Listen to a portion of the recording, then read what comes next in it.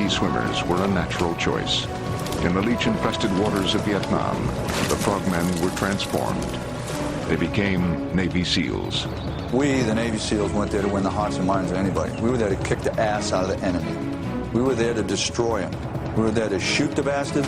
We were there to destroy his camps. We weren't there to worry about what the next-door neighbor thought about us. We were there to do a job. Throughout the Mekong Delta, Navy SEAL platoons were creating serious disruptions in the Viet Cong political infrastructure. Tax collectors and high-ranking Viet Cong and NVA officials were the preferred target. Operating at night, often dressed up like the VC, SEAL squads of 2 to 7 men kidnapped, ambushed, and infiltrated their enemies' camps. The Viet Cong called them the men with green faces.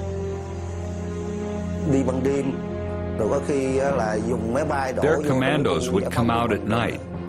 Sometimes they were dropped in by helicopters deep into our areas, and they would remain there for a long time. There were a lot of these blue and green-faced soldiers all around us. Sometimes 3 to 6 commandos would ambush us on our travel road. Usually they used claymore mines. In Vietnam, SEALs were called on to lie, cheat, and steal. They often broke the entire 10 Commandments in the course of a day's work. Yet SEAL operations were effective, and since Vietnam, the SEALs are recognized as a group that will fight fire with fire.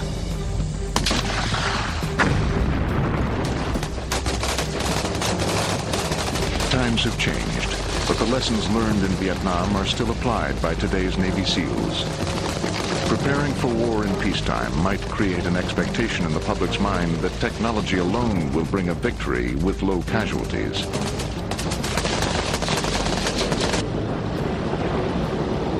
But for those who must kill or be killed on the battlefield, war remains a deadly and personal business.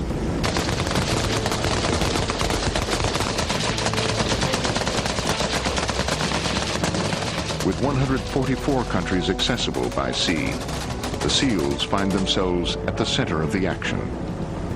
It's becoming very difficult to figure out where the lines are. We're sort of in a reactive mode in a lot of ways. You're at the ready, something happens, you respond to it. The main boat used for close-in platoon insertion and extraction is the Rigid Hull Inflatable, or RIB. Used on river and inland waterways, they're fast, they work well in low levels of water, and are designed exclusively for use by the SEAL teams.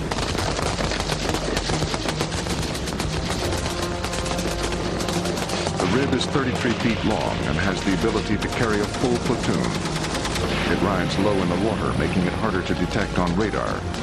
It's powered by a jet propulsion drive and can absorb a bullet piercing its hull.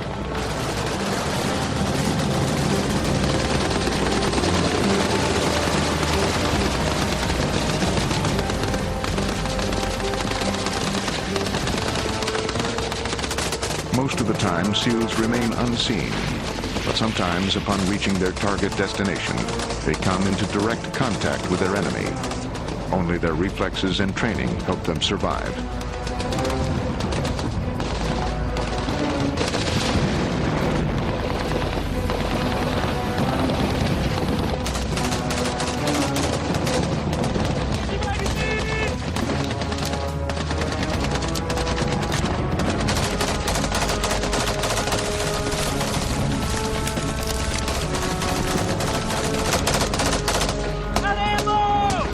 I think it's not difficult to prepare for war, it's difficult to maintain that level of preparedness for long periods of time. We've got to have real bullets, real ranges, and we've got to shoot real training scenarios in order to be competent. For every combat situation, SEALs rely on a shared memory, a memory that has taught them how to control fear and focus on the mission, no matter the circumstances. We have no problem keeping the edge of special operations. We treat every operation as if it were for real. That's the way we train, and that's the way we win.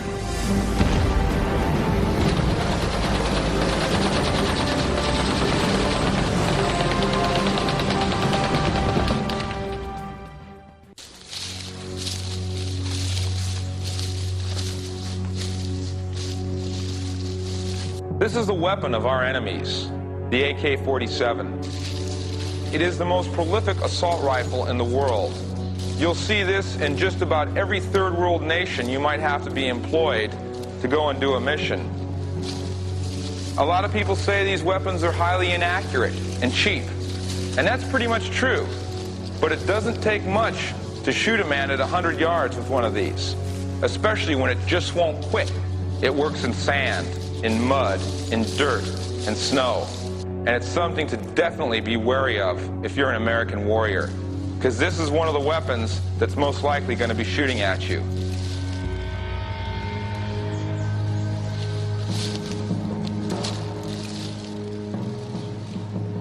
No plan ever survives first contact with the enemy.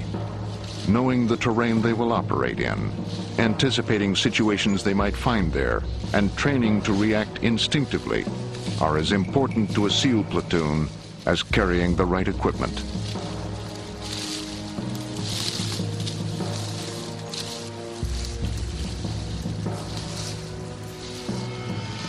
With a squad size of 8 men, it is not technology that is going to save them in battle. In war, it's often the first side who spots the other who has the advantage.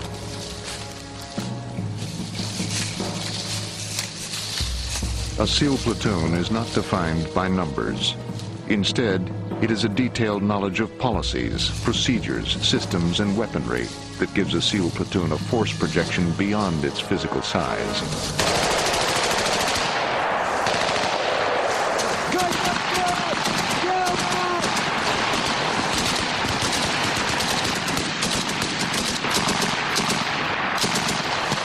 The SEAL's vulnerability begins when their attacking force reaches the enemy's first line of defense.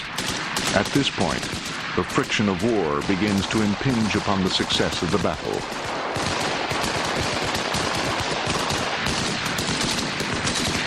In a conventional battle, you accept a certain number of casualties. The fog of war will naturally create 5% casualties, maybe high 10% casualties or whatever. In the SEALs, their mindset is that any casualty is a result of somebody's mistake. They lose one man in a very small squad or platoon. It has a serious dent in their whole operation. In a gun battle, all team members are listening. They know that a lull in the firing means the enemy is reloading or that he might be regrouping. At the first sign of a lull, the team begins to fall back. Breaking contact and regaining unit cohesion is the first step to recovering the initiative. People might think sometimes that guys in the military are just a bunch of robots, just a bunch of non-thinkers. And that's wrong. Navy SEALs have to think on their feet. They have to move fast. They have to make their own decisions. Some other people or some other units might sit there and wait for someone to give them orders and tell them what to do. Well, in our line of work, that person who's telling you what to do can be shot, and you're going to have to take charge immediately yourself and accomplish that mission.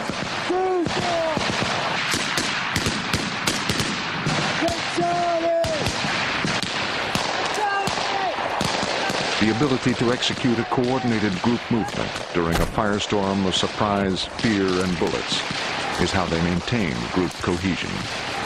You can't just go in there expecting to have a free-for-all. It takes a lot of restraint, and it takes a lot of awareness of your surroundings, where you are able to watch for those danger zones so that ultimately you don't get hurt.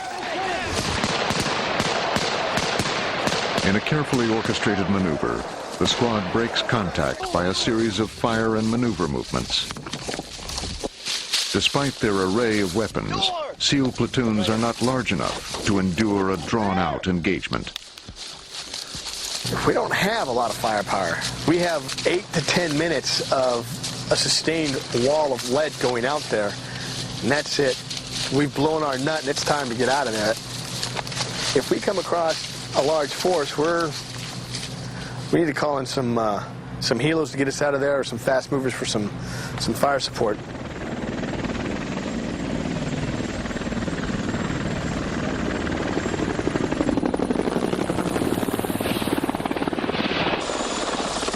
What we have to do on our missions is get in and get out without being seen. And if we do leave a mark or have a direct action mission, we have to do it in such a way that we get out or get reinforcements real quickly, because those guys are real vulnerable in enemy territory.